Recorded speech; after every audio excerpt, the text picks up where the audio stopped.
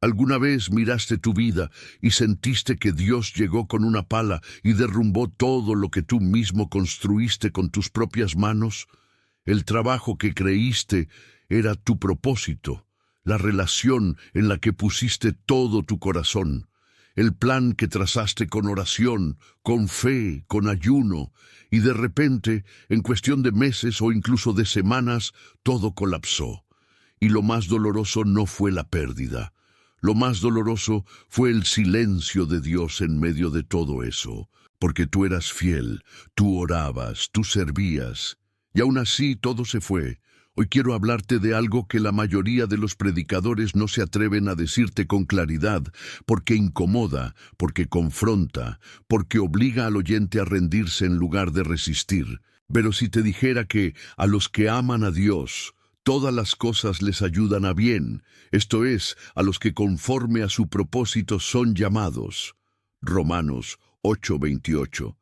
Ese derrumbe que viviste no fue un accidente, no fue el diablo ganando, no fue Dios distraído. Fue Dios trabajando con precisión quirúrgica en tu vida. Y sé lo que estás pensando ahora mismo. ¿Cómo puede ser para bien algo que me destruyó por dentro? Eso es exactamente la tensión que quiero que sostengas conmigo durante este mensaje. Porque hay una diferencia enorme entre un Dios que permite el dolor porque no puede evitarlo, y un Dios que diseña el proceso de destrucción porque lo que viene después de ese proceso vale infinitamente más que lo que se perdió. Hoy vamos a entender por qué Dios destruye antes de transformar. ¿Por qué desmanteló tu vida antes de construir la versión que realmente necesitabas? ¿Por qué el momento más oscuro que has vivido puede ser el más sagrado que hayas experimentado, aunque todavía no puedas verlo? Y antes de que sigamos, hay algo que me mueve el corazón cuando pienso en la persona que está viendo esto ahora mismo, porque sé que no llegaste aquí por casualidad. Alguien en las Escrituras vivió exactamente lo que tú estás viviendo. Alguien que también fue fiel, que también amó a Dios, que también construyó su vida con dedicación y que vio cómo todo desapareció de la noche a la mañana sin entender por qué. Tenía una vida estable, familia numerosa, tierras productivas, respeto en su comunidad, salud plena. Era conocido como un hombre de integridad irreprochable, alguien que madrugaba para ofrecer sacrificios por cada uno de sus hijos, por si acaso habían pecado en sus pensamientos. No era perfecto, pero era consecuente.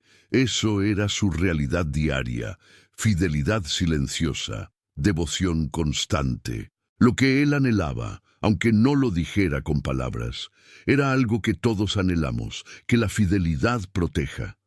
Que si haces lo correcto te rodea, que Dios honra la lealtad con estabilidad. Ese era su pacto no escrito con el cielo. Pero un día, sin que él cometiera ningún error, sin que tomara ninguna decisión equivocada, sin que pecara, el mundo se le derrumbó encima. Primero los animales, luego los siervos, luego los hijos, luego la salud, todo, en un periodo tan corto que la mente humana no puede procesarlo. Y su esposa, en el fondo de la desesperación, le dijo lo que muchos piensan, pero no se atreven a decir: maldice a Dios y muérete. El conflicto no era solo externo, era interno, era teológico, era el choque brutal entre lo que creía sobre Dios y lo que estaba experimentando. Y en ese punto de quiebre absoluto, cuando no tenía ni las palabras correctas para orar, algo comenzó a moverse. No fue un ángel que llegó a explicarle todo. Fue Dios mismo, hablándole desde el torbellino, desde el medio del caos, recordándole que hay una perspectiva que el ser humano desde su dolor no puede alcanzar. Y el resultado no fue solo que Dios le restauró lo que perdió, fue que Job salió de ese proceso siendo una versión completamente distinta de sí mismo, más profundo, más libre, menos dependiente de las respuestas y más anclado en la persona de Dios. Ese hombre fue Job. Y su historia no es solo historia antigua, es el manual de lo que Dios hace cuando decide transformar a alguien de verdad. Antes de seguir avanzando en este mensaje, necesito que hagas algo ahora mismo. Ve a los comentarios y escribe esta frase: Dios, confío en tu proceso aunque no lo entienda. No es solo un comentario. Es una declaración de guerra contra el miedo y la confusión que el enemigo ha querido instalar en ti. Es tu manera de decirle al cielo: estoy listo para entender lo que no he podido ver. Escríbelo ahora. Y si este mensaje ya empezó a tocarte, suscríbete al canal y activa la campanita para que YouTube te avise cada vez que subamos un nuevo video. Quédate hasta el final, porque lo que viene puede ser la llave que desbloquee algo que lleva meses, quizás años, cerrado en tu vida. Y ahora prepárate, porque Dios va a mostrarte en este mensaje que el derrumbe que viviste no fue el fin de tu historia. Fue el comienzo de la versión de ti que Él siempre tuvo en mente. 1. El alfarero y el barro roto. Dios no restaura lo que rompe, lo rehace. Quiero que cierres los ojos por un momento e imagines una escena. Un hombre sentado frente a una rueda giratoria, sus manos cubiertas de barro húmedo. En sus manos hay una vasija que lleva tiempo formando. La ha girado con paciencia, la ha moldeado con cuidado, le ha dado forma centímetro a centímetro. Y de pronto, sin previo aviso, él mismo aprieta sus dedos y aplasta la vasija. La destruye, la deja irreconocible. Solo queda un bulto informe de barro mojado sobre la rueda. ¿Qué pensaría alguien que observara esa escena sin entender el proceso? Pensaría que el alfarero cometió un error, o que enloqueció, o que simplemente no valoraba lo que había construido. Pero el alfarero no está destruyendo su trabajo. Está rechazando una forma inferior para dar paso a una superior. Jeremías 18:3-4 dice algo que cambia todo cuando se entiende de verdad. Y descendí a casa del alfarero, y he aquí que él trabajaba sobre la rueda. Y la vasija de barro que él hacía se echó a perder en su mano, y volvió y la hizo otra vasija según le pareció mejor hacerla. Léelo de nuevo. Se echó a perder en su mano. No en el horno, no después, en su propia mano, mientras él la trabajaba, mientras él la sostenía. Y lo que hizo no fue tirarla, no fue abandonarla. Volvió a hacerla, según le pareció mejor. Necesito que te detengas aquí porque hay una verdad que puede cambiar completamente cómo interpretas todo lo que has vivido. Cuando Dios permitió que tu vida se echara a perder, cuando permitió que colapsara la relación, que se cerrara esa puerta, que ese proyecto fracasara, que esa persona se fuera, Él no se distrajo. No se ausentó, no lo permitió porque estaba ocupado con alguien más importante que tú. Lo permitió porque estaba sosteniendo el barro en su propia mano y vio algo que tú no podías ver desde adentro de la vasija, que la forma que tenías no era suficiente para contener lo que Él quería depositar en ti. Y esto es lo que muy pocos creyentes entienden y por eso sufren el proceso de una manera innecesariamente traumática. Cuando Dios destruye algo en tu vida, no está expresando rechazo, está expresando intención de rehacer. Hay una diferencia radical entre ser destruido y ser deshecho para ser rehecho. Un auto que choca en la carretera es destruido. Una escultura que el artista desmonta para reconfigurarla está siendo rehecha. El resultado final no tiene nada que ver con el proceso inicial. Y aquí viene la parte que necesita corregirte si estás cayendo en este error, porque lo veo constantemente. Hay creyentes que cuando Dios comienza a desmantelar algo en sus vidas, lo interpretan inmediatamente como juicio, como castigo, como señal de que Dios está molesto, y desde esa interpretación equivocada comienzan a vivir en culpa, en miedo, en autocondenación. Se preguntan obsesivamente: ¿qué hice mal? ¿En qué fallé? ¿Por qué Dios me está castigando? Y esa pregunta, aunque suene espiritual, Es en realidad una trampa que el enemigo usa para que pierdas de vista al alfarero y te quedes mirando el barro roto. Porque mientras estás buscando el pecado que causó el derrumbe, el alfarero ya está rehaciendo la vasija según su propósito, esperando que dejes de llorar la forma antigua para comenzar a recibir la nueva. Esto no significa que el pecado no tenga consecuencias. Las tiene, y volveremos a eso. Pero hay una categoría de destrucción que no es consecuencia del error, es consecuencia del proceso de formación. Y Romanos 8:28 habla precisamente de esa categoría. Las cosas que ayudan a bien no son solo las cosas cómodas, son todas las cosas, incluyendo las que duelen, incluyendo las que no entiendes, incluyendo las que te rompieron. Permíteme darte un mapa claro de cómo identificar cuándo estás en el proceso del alfarero. Primero, la destrucción viene acompañada de una paz inexplicable. Hay algo raro en tu interior. ¿Lloras? Sí. Duele, sí. Pero en el fondo hay una quietud que no puedes explicar con lógica. Eso es la mano del alfarero sosteniendo el barro mientras lo rehace. Filipenses 4:7 habla de esa paz que sobrepasa todo entendimiento. No viene cuando todo está bien.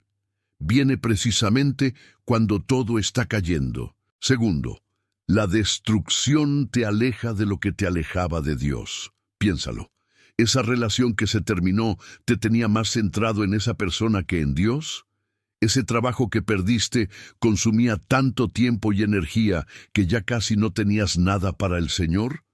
¿Ese proyecto que fracasó se había convertido en tu identidad al punto de que si alguien te preguntaba quién eras, lo primero que pensabas era eso y no tu relación con Cristo? El alfarero a veces tiene que quitar las manos ajenas del barro para poder rehacerlo como Él quiere. Tercero, la destrucción te lleva a una dependencia mayor de Dios.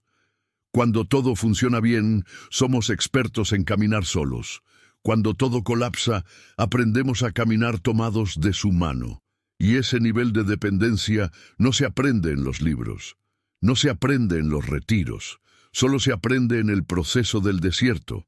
Ahora quiero confrontarte directamente, con amor, pero con claridad pastoral. Si en este momento estás resistiendo el proceso, si estás peleando contra Dios porque no entiendes lo que está haciendo, si estás amargo, si estás en enojo espiritual, si le estás reclamando a Dios como si Él le debiera una explicación, necesito decirte algo que puede ser difícil de escuchar, pero que tu alma necesita. El barro no le dice al alfarero cómo moldearlo.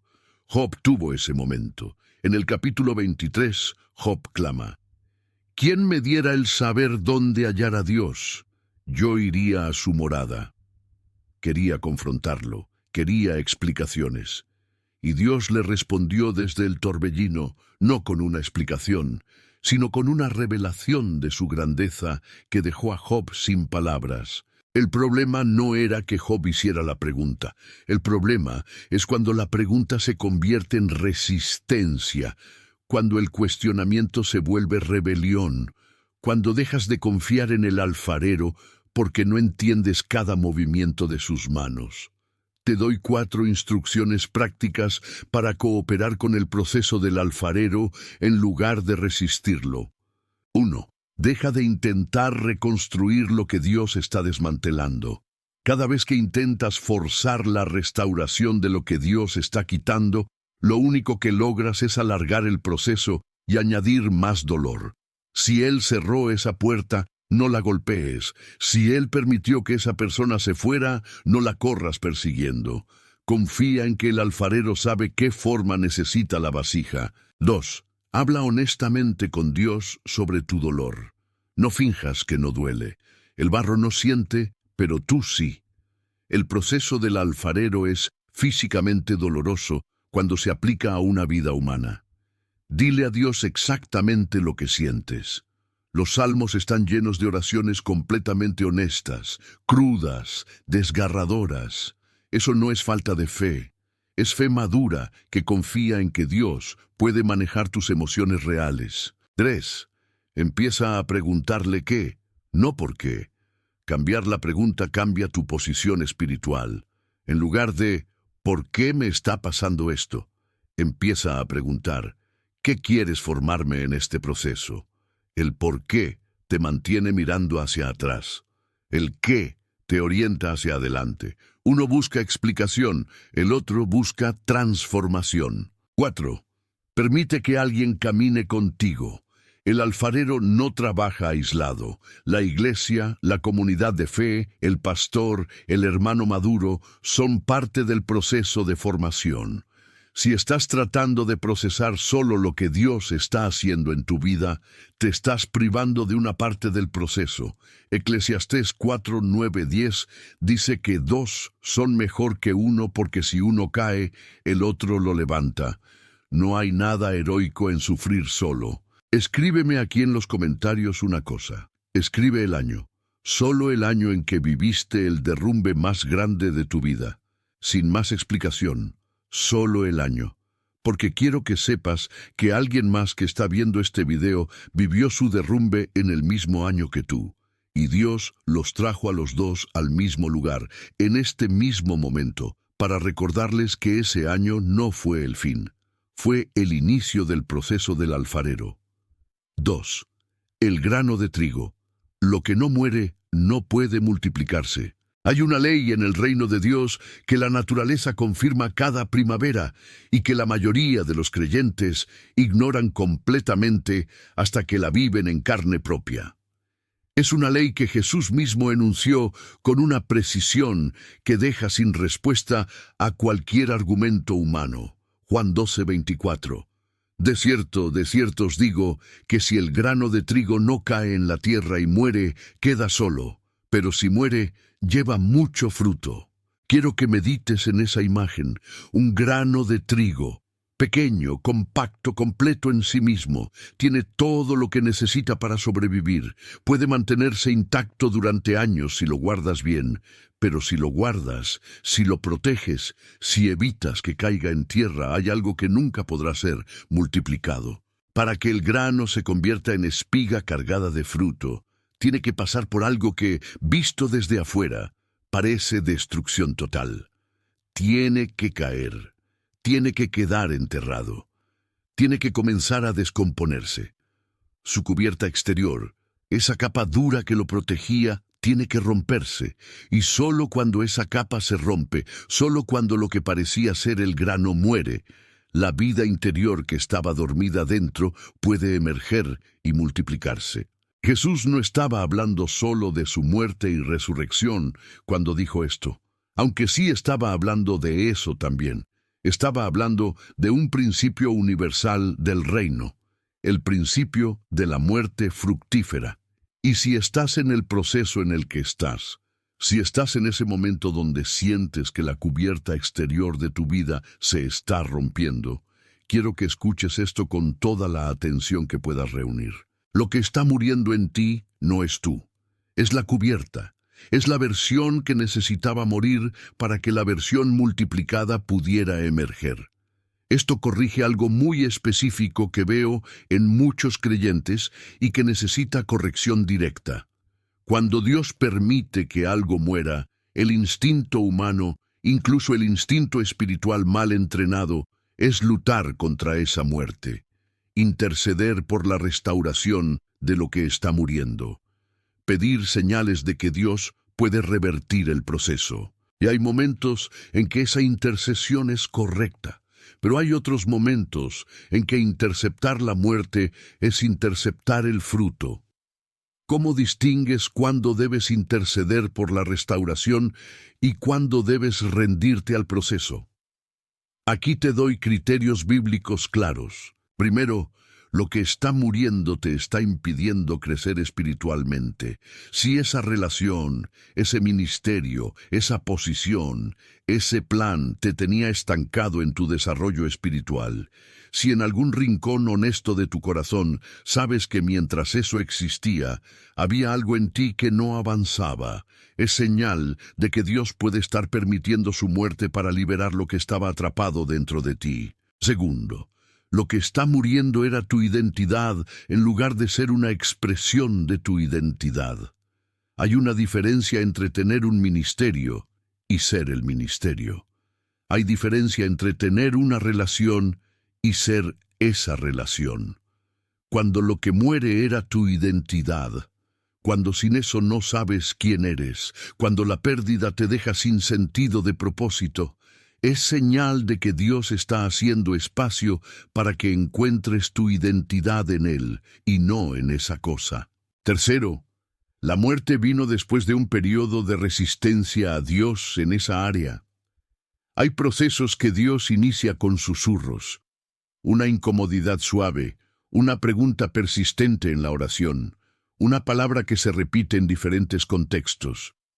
Si ignoraste esos susurros, si resististe esa dirección, a veces Dios permite que lo que no podías soltar voluntariamente se caiga de tus manos de otra manera. Ahora quiero contarte algo personal, porque creo que ilustra esto mejor que cualquier argumento teológico. Hubo un momento en mi vida donde estaba convencido de que estaba exactamente donde Dios me había puesto. Tenía todo aparentemente alineado. Un lugar de servicio que amaba, relaciones que valoraba, una visión clara de hacia dónde iba. Y entonces todo empezó a desmoronarse. Las relaciones se tensaron. Las puertas que estaban abiertas comenzaron a cerrarse. Los planes que parecían confirmados se frustraron uno tras otro, y yo oré, ayuné, busqué consejo, pero lo que estaba muriendo seguía muriendo. Y en el proceso de esa muerte aprendí algo que cambió para siempre mi forma de relacionarme con Dios. Que yo había construido una versión de mi ministerio y mi vida según mi entendimiento de lo que Dios quería, no según lo que Dios realmente quería. Habían demasiadas capas de mi agenda, mi ego, mi necesidad de validación, mezcladas con el genuino deseo de servir, y Dios no podía usar esa mezcla, tenía que desmantelarla para reconstruirla desde cero, desde sus cimientos, no desde los míos. Lo que emergió después de ese proceso no era una restauración de lo anterior. Era algo completamente diferente, más limpio, más libre, más poderoso, y que por esa misma razón ha dado un fruto que la versión anterior nunca hubiera podido dar. El grano de trigo no extraña su cubierta cuando ya es una espiga cargada, pero mientras está en tierra, mientras está pasando por la descomposición, no tiene manera de saber lo que va a hacer. Y aquí está la enseñanza más profunda de este principio. Juan 12:25 dice, «El que ama su vida, la perderá, y el que aborrece su vida en este mundo, para vida eterna, la guardará». Este versículo viene inmediatamente después de la imagen del grano de trigo, y Jesús lo conecta de manera intencional. Amar tu vida, en el sentido que Jesús usa, significa aferrarse a la forma actual de tu existencia como si fuera lo definitivo. Significa proteger la cubierta a costa del fruto. Aborrecer tu vida en el contexto de Jesús no es autodesprecio, es soltar, es rendirse al proceso de muerte que produce fruto. Es decir, Señor, no me aferro a esta versión de mí mismo más de lo que me aferra a ti. Déjame darte un mapa de cómo cooperar activamente con este principio del grano de trigo en tu vida. 1. Identifica qué cubierta está rompiendo Dios en este momento. No la pérdida en sí, sino lo que esa pérdida está desmantelando en tu interior. El orgullo, la autosuficiencia, la necesidad de control, la dependencia emocional de personas, la seguridad en recursos materiales. La cubierta no siempre es algo malo en sí mismo. A veces ese es algo bueno que se convirtió en tu seguridad en lugar de Dios. 2. Entierra la semilla conscientemente. Hay algo poderoso en el acto de rendición voluntaria. En lugar de que Dios tenga que arrancarte lo que necesita quitarte, entrégaselo antes. Dile en oración: Señor, te entrego, nombre lo que sabes que necesitas soltar. No me afero a eso más que a ti. Esa oración cambia tu postura espiritual de víctima del proceso a participante activo de él. 3. Espera en la oscuridad con fe activa. El período más peligroso del grano de trigo es cuando ya cayó en tierra, pero todavía no ha emergido. Está en oscuridad. Parece inerte. No hay señal visible de que algo está pasando. Pero el proceso más importante está ocurriendo precisamente en ese momento invisible. Si en tu vida estás en ese período, si ya soltaste, ya rendiste, pero todavía no ves nada emergiendo, no concluyas que nada está pasando. La oscuridad del proceso es el lugar donde la vida se está preparando para emerger. 4. Cuida lo que lees, escuchas y con quién te rodeas en ese proceso. El grano de trigo necesita tierra correcta para germinar. Tú necesitas ambiente espiritual correcto para emerger bien del proceso. Si en tu período de muerte espiritual te rodeas de personas que te confirman en amargura, que te animan a reclamar lo que perdiste, que te invitan a resistir el proceso, están siendo tierra equivocada para tu semilla. Busca a los que te señalen a Cristo mientras estás en oscuridad. Alguien que está viendo este video está en ese período de tierra oscura ahora mismo. Sientes que te enterraron. Sientes que todo lo que eras, todo lo que construiste, ya no existe. Quiero decirte algo directamente. No te enterraron, te sembraron. Y hay una diferencia eterna entre esas dos cosas. El que entierra quiere que te quedes muerto. El que siembra espera que emerjas multiplicado. Comparte este video en tu estado de Facebook ahora mismo. No lo hagas porque yo te lo pedí. Hazlo porque hay alguien en tu lista de contactos que está en tierra oscura ahora mismo y no sabe si lo que siente es destrucción o proceso. Ese mensaje puede ser lo que necesitan para seguir en fe en lugar de rendirse a la desesperación. 3.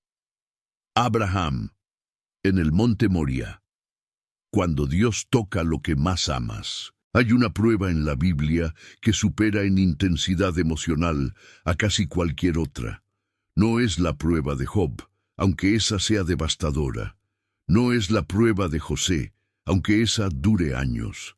Es la prueba de Abraham en el monte Moriah, porque en ella Dios no tocó los bienes, no tocó la salud, no tocó los planes, tocó al Hijo, tocó lo que Abraham más amaba en la tierra. Génesis 22:2, y dijo: Toma ahora tu hijo, tu único Isaac, a quien amas, y vete a tierra de Moria, y ofrécelo allí en holocausto sobre uno de los montes que yo te diré. Dios mismo usa 3 identificaciones para el hijo antes de darle la instrucción. Tu hijo, tu único, a quien amas. No es accidental. Dios estaba siendo completamente deliberado. No había ambigüedad. No había posibilidad de interpretar que él se refería a otra cosa. Era Isaac, el hijo de la promesa, el que llegó cuando era humanamente imposible, el que representaba todo el futuro de Abraham, el que era la prueba viviente de que Dios cumple lo que promete. Y Dios le pedía que lo ofrendara. Quiero que te detengas en la crueldad aparente de este momento desde la perspectiva humana, porque si no sientes el peso de esta escena, no puedes apreciar la profundidad de lo que Dios estaba haciendo. Abraham tenía 100 años cuando nació Isaac. Esperó décadas por esa promesa. Pasó por vergüenza, por duda, por el error de Agar, por el ridículo de sus vecinos que veían a una pareja anciana creyendo que tendría hijos. Y finalmente la promesa se cumplió. Isaac llegó. Y entonces Dios le pide de regreso lo que tardó toda una vida en llegar. ¿Por qué haría eso un Dios bueno? Aquí está la respuesta que cambia todo, y necesito que la recibas completamente. Dios no quería a Isaac. Dios quería a Abraham, pero quería a Abraham completamente libre. Y había algo en el corazón de Abraham que solo podía liberarse en el monte Moria. Isaac, sin quererlo, sin ninguna culpa de su parte, se había convertido en el lugar donde vivía el miedo más profundo de Abraham, el miedo de perder lo que Dios le había dado. Abraham amaba a Dios, pero también amaba a Isaac con un amor que podía, en el momento equivocado, competir con Dios. Y Dios, que conoce el corazón con una precisión que nosotros mismos desconocemos, sabía que Abraham nunca sería completamente libre mientras Isaac fuera más importante que Dios mismo. El monte Moriah no fue crueldad, fue cirugía de precisión en el alma. Ahora necesito confrontarte directamente con algo que puede resultar incómodo, pero que es necesario. ¿Tienes un Isaac en tu vida? ¿Hay algo, alguien, algún sueño, algún plan, alguna posición, alguna relación que en tu escala de valor ha llegado a ocupar un lugar que solo Dios debería tener? No te pregunto si amas a Dios, seguramente sí, pero la pregunta más difícil es esta. Si Dios te pidiera que soltaras a tu Isaac, ¿podrías hacerlo sin que tu mundo colapsara emocionalmente? ¿Existe algo en tu vida cuya pérdida te haría cuestionar la bondad de Dios? ¿Te haría considerar si vale la pena seguir creyendo? ¿Te dejaría sin identidad, sin propósito, sin razón para continuar? Ese es tu Isaac, y Dios puede estar llevándote al monte precisamente para liberarte de esa dependencia. Esto no significa que Dios quiera quitarte lo que amas. El resultado de la historia de Abraham lo confirma. Génesis 22:12, y dijo: No extiendas tu mano sobre el muchacho, ni le hagas nada, porque ya conozco que temes a Dios, por cuanto no me rehusaste tu hijo, tu único.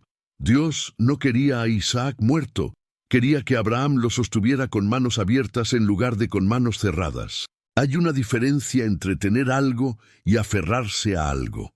Puedes tener tu matrimonio, tu ministerio, tu empresa, tu salud, sin aferrarte a ellos de una manera que convierta esa cosa en tu Dios funcional. El aferramiento es lo que convierte una bendición en un ídolo, y los ídolos, tarde o temprano, Dios los confronta. No porque sea injusto, sino porque te ama demasiado como para dejarte esclavo de algo que no es Él. Te doy 5 señales para identificar si tienes un Isaac al que te estás aferrando. 1. Tu paz emocional depende del estado de esa cosa. Si cuando está bien te sientes bien con Dios, y cuando está mal te sientes abandonado por Dios, esa cosa se ha convertido en el termómetro de tu relación con el Señor. Eso es dependencia idolátrica, aunque la cosa sea buena en sí misma. 2. Cuando Dios te dirige a soltarlo, encuentras siempre razones espirituales para no hacerlo. Es que Dios me lo dio a mí. Es que tengo una promesa sobre eso. Es que si lo suelto sería falta de fe. El problema no es las razones, es la resistencia disfrazada de teología. 3. Oras más por esa cosa que por conocer a Dios más profundamente. Cuando el contenido principal de tu vida de oración es la protección, la preservación o la restauración de un Isaac específico, eso revela en dónde está el centro de gravedad de tu corazón. 4. Defines tu futuro en función de esa cosa. Si no puedo imaginar mi vida sin ese ministerio, sin esa persona, sin ese nivel económico, sin esa posición, sin ese reconocimiento, entonces eso ha definido mi identidad de una manera que debería ser exclusiva de mi relación con Cristo. 5. La pérdida de eso sería suficiente para alejarte de Dios. Esta es la prueba más honesta. Si en el fondo de tu corazón sabes que si Dios permitiera que perdieras a tu Isaac, habría una posibilidad real de que tu fe no sobreviviera a esa pérdida. Entonces estás en un terreno espiritual muy peligroso que necesita atención urgente. ¿Sabes lo que Dios encontró en el monte Moria en el momento en que Abraham levantó el cuchillo? Encontró un corazón completamente libre. Y a ese corazón libre, Dios le habló de una manera que nunca le había hablado antes. Génesis 22, 15, 18 registra uno de los pactos más poderosos de toda la Biblia, pronunciado precisamente después de la entrega. Dios multiplicó la promesa cuando Abraham soltó la promesa. ¿Lo estás viendo? El proceso de destrucción en el monte fue seguido por la multiplicación más grande de su historia. No a pesar del proceso, a través del proceso. Si estás en tu monte Moria ahora mismo, si Dios te está pidiendo que sueltes algo que te duele en el alma soltar, quiero que hagas esto. No subas solo. Lleva a Dios contigo, no como el que te exige, sino como el que ya sabe el final del camino. Él ya vio el carnero en el matorral. Él ya tiene preparada la provisión. Él ya conoce el resultado de tu obediencia. Lo que Él necesita es que subas. ¿Cuántas personas conoces que están en su monte Moría ahora mismo, que necesitan escuchar que Dios tiene preparado el carnero? Escribe en los comentarios el nombre de esa persona, solo el nombre. Y mientras lo escribes, eso se convierte en una oración por ellos. Y si eres tú el que está en el monte, escribe: estoy subiendo el monte, para que yo pueda creer contigo que el carnero ya está en el matorral. 4. Lázaro y los 4 días. El retraso de Dios es una estrategia, no un olvido. Quiero terminar este mensaje con la historia que más me ha ministrado personalmente cuando he sentido que Dios llegó tarde. Porque hay una experiencia que es casi universal entre los creyentes que están en procesos de transformación y que, si no se entiende correctamente, puede convertirse en una herida espiritual profunda, la experiencia de sentir que Dios se tardó. Juan 11. Lázaro está enfermo. Sus hermanas María y Marta envían mensaje a Jesús. El texto dice algo que ha confundido a generaciones de creyentes. Juan 11, 5, 6. Y amaba Jesús a Marta, a su hermana y a Lázaro. Cuando oyó, pues, que estaba enfermo, se quedó 2 días más en el lugar donde estaba. Léelo de nuevo. Lo amaba, y porque lo amaba, esperó. La relación de causa y efecto en ese versículo es deliberada y perturbadora. No esperó a pesar del amor.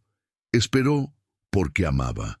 El amor de Jesús fue precisamente la razón del retraso. Para el entendimiento humano, eso no tiene sentido. Si alguien que amas está en crisis, el amor te impulsa a actuar de inmediato. Pero Dios opera desde una perspectiva de eternidad que transforma completamente la lógica del tiempo. Lo que para nosotros es un retraso, para Él es una preparación. Lo que para nosotros es abandono, para Él es posicionamiento. Lo que para nosotros es llegar tarde, para Él es llegar en el momento exacto en que la gloria puede ser máxima. Cuando Jesús llega, Lázaro lleva 4 días muerto. Y aquí el detalle cultural es importante. En la tradición judía de la época se creía que el espíritu del muerto permanecía cerca del cuerpo durante 3 días, con posibilidad de regresar. Al 4.º día, esa posibilidad quedaba descartada definitivamente. Lázaro no estaba simplemente muerto, estaba irrecuperablemente muerto según todos los parámetros culturales, médicos y espirituales de su tiempo. Jesús esperó específicamente hasta el 4.º día. ¿Por qué? Lo revela él mismo en Juan 11:4.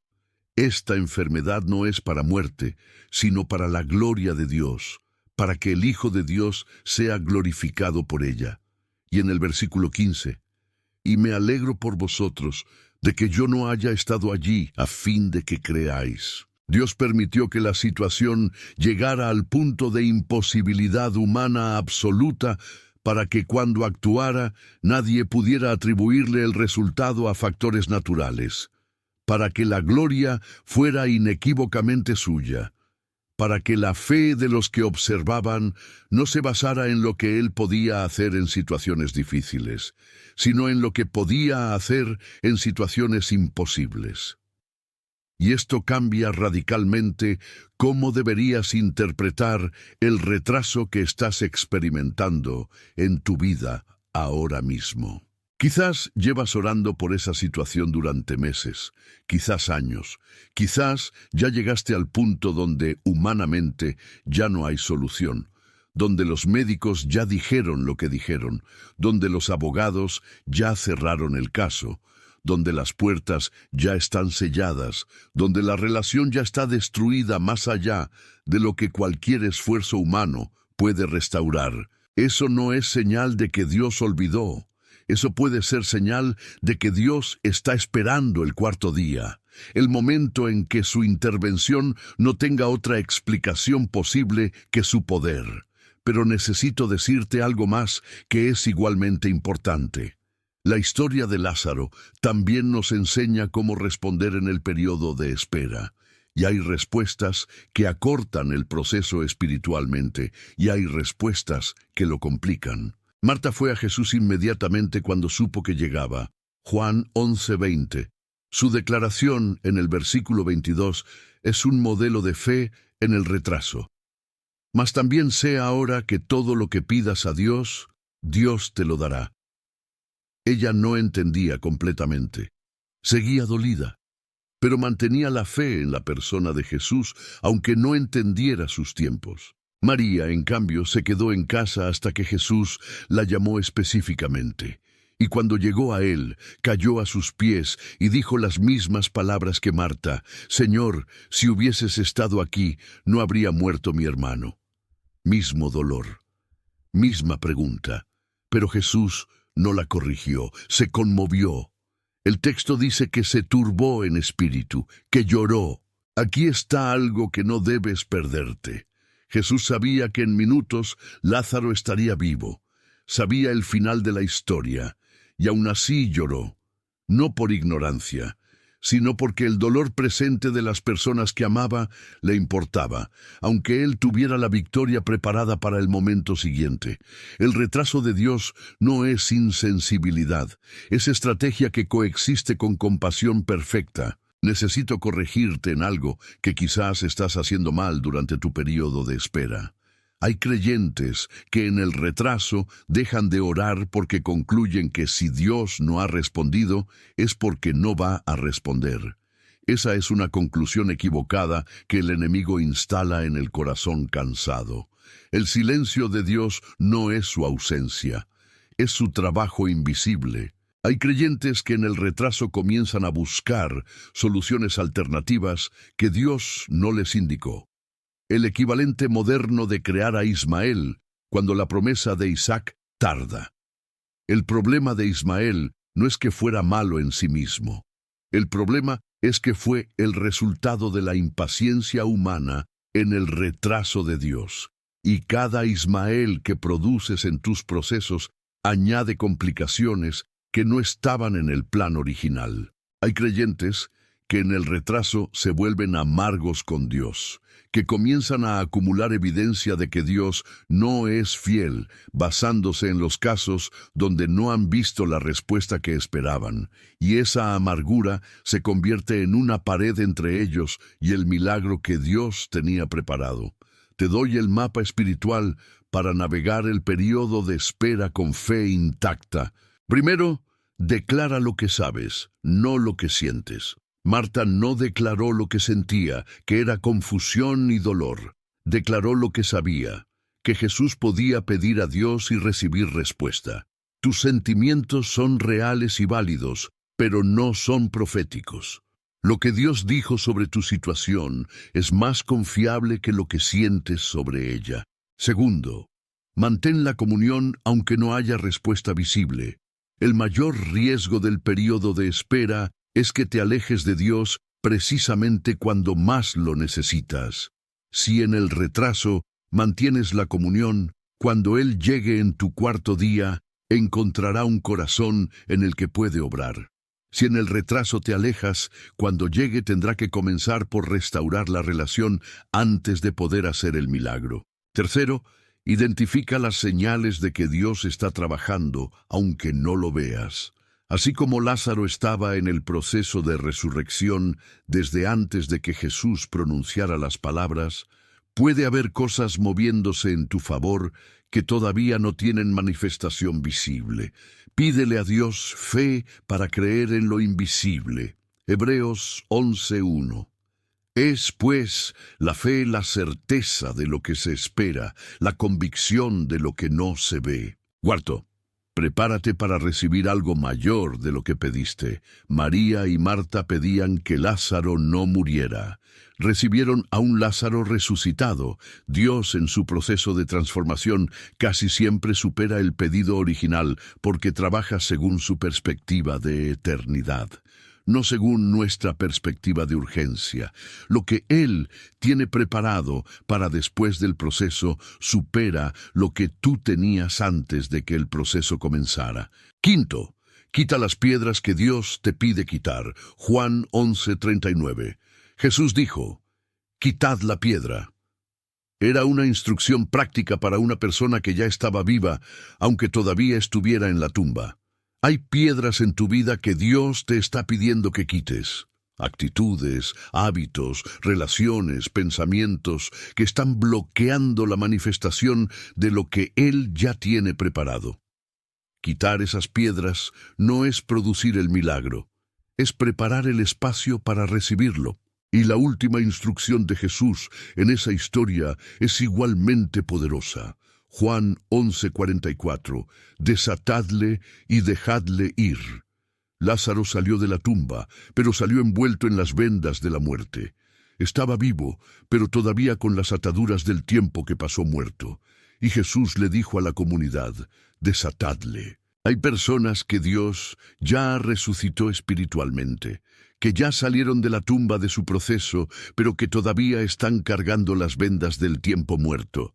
La amargura del proceso, la vergüenza del derrumbe, el miedo a que vuelva a suceder, el trauma de haber estado enterrado. Y parte de la tarea del cuerpo de Cristo es desatar a los que Dios ya resucitó. Si eres tú quien está cargando esas vendas, hoy es el momento de que le pidas a Dios que te desate, que te libere de las marcas del proceso para que puedas caminar completamente libre en la vida nueva que Él preparó para ti. Romanos 8:28. No es una promesa de que todo lo que Dios permite se sentirá bien. Es la promesa de que todo, absolutamente todo, sin excepción, bajo la mano de un Dios que te ama y que tiene un propósito eterno para tu vida, colabora para tu bien. El derrumbe fue para bien, el desierto fue para bien, el retraso fue para bien, la muerte del grano fue para bien, el monte Moria fue para bien, y lo que estás viviendo ahora mismo también es para bien, no para el bien que tú definiste, para el bien que Él diseñó desde antes que nacieras. Hoy quiero que tomes una decisión, no mañana, no cuando las condiciones sean mejores, no cuando el proceso haya terminado. Hoy, ahora mismo, mientras la palabra de Dios está fresca en tu corazón, la decisión de confiar en el proceso, aunque no lo entiendas, de soltar lo que tienes que soltar, de quedarte en el monte aunque duela, de esperar el cuarto día aunque parezca tarde. Ve a los comentarios ahora mismo y escribe esto. Hoy mismo decido confiar en Dios, aunque no entienda su proceso, porque Él lo convierte todo en bien. Escríbelo con fe, porque esa declaración no es solo palabras, es un ancla espiritual que tu corazón va a necesitar cuando vengan los días donde el proceso se ponga más intenso. Y ahora necesito hablarte de algo que me preocupa profundamente. YouTube está silenciando de manera activa el contenido de fe. Sus algoritmos penalizan los videos espirituales, limitan su alcance, reducen la cantidad de personas a las que llegan. Esto no es paranoia, es una realidad documentada que enfrentamos quienes llevamos el Evangelio a través de estas plataformas. Y hay una pregunta que Dios mismo te hace en este momento. ¿Vas a quedarte callado mientras la palabra que acaba de transformarte se limita a llegar solo hasta ti? Piénsalo así. Si encontraras un médico que curara una enfermedad que miles padecen y solo tú supieras de él, ¿guardarías ese secreto? ¿No lo compartirías con todo el que pudieras alcanzar? El mensaje de hoy es ese médico. Romanos 8:28. Es la medicina que alguien en tu lista de contactos, en tu familia, en tu trabajo, está necesitando urgentemente ahora mismo. Darle like a este video toma 2 segundos y le dice al algoritmo de YouTube que este contenido tiene valor, que merece ser distribuido, que debe llegar a más personas. No lo hagas por mí. Hazlo por el que está en su cuarto día esperando que alguien le diga que Dios no llegó tarde. Hazlo por el que está en tierra oscura sin saber que fue sembrado y no enterrado. Suscríbete al canal si todavía no lo has hecho. No hacerlo siendo creyente es como tener agua en un desierto y no querer llevarla a los que tienen sed. El canal es un pozo de agua viva en medio de un desierto de contenido vacío, y tú tienes la posibilidad de traer a otros a este pozo con el simple acto de presionar un botón. Si ya estás suscrito, en este momento eres parte de una comunidad de personas que decidieron no dejar que la palabra de Dios sea silenciada. Eso no es poca cosa. Eso es resistencia espiritual. Eso es cumplir la gran comisión en el siglo XXI. Quédate viendo más videos de este canal porque cada uno es una semilla que el Espíritu Santo va a hacer germinar en el momento exacto que tu vida necesite. No permitas que la llama que se encendió hoy se apague mañana por falta de alimento espiritual. Antes de despedirme, quiero orar contigo. Señor, gracias por cada persona que escuchó este mensaje hasta el final. Tú sabes lo que están cargando. Sabes cuáles son sus montes Moria, cuáles son sus cuartos días, cuáles son los granos de trigo que están en tierra oscura sin saber que pronto van a emerger. Habla a sus corazones con una claridad que no deje lugar a dudas, que tu mano está sobre ellos, que tu proceso es perfecto aunque duela, que el derrumbe no fue el final, fue el comienzo, que la transformación que tienen reservada vale infinitamente más que lo que perdieron en el camino. Que Romanos 8:28 no es un versículo bonito para poner en una taza de café. Es una promesa eterna, firmada con la sangre de Cristo, que no puede fallar. Sosténlos en el proceso, dales la paz que sobrepasa todo entendimiento y llévales hasta el final que tú diseñaste desde antes de la fundación del mundo. En el nombre de Jesús. Amén. Y sabemos que a los que aman a Dios, todas las cosas les ayudan a bien, esto es, a los que conforme a su propósito son llamados. Romanos 8:28. Te espero en el siguiente video. Que Dios te bendiga.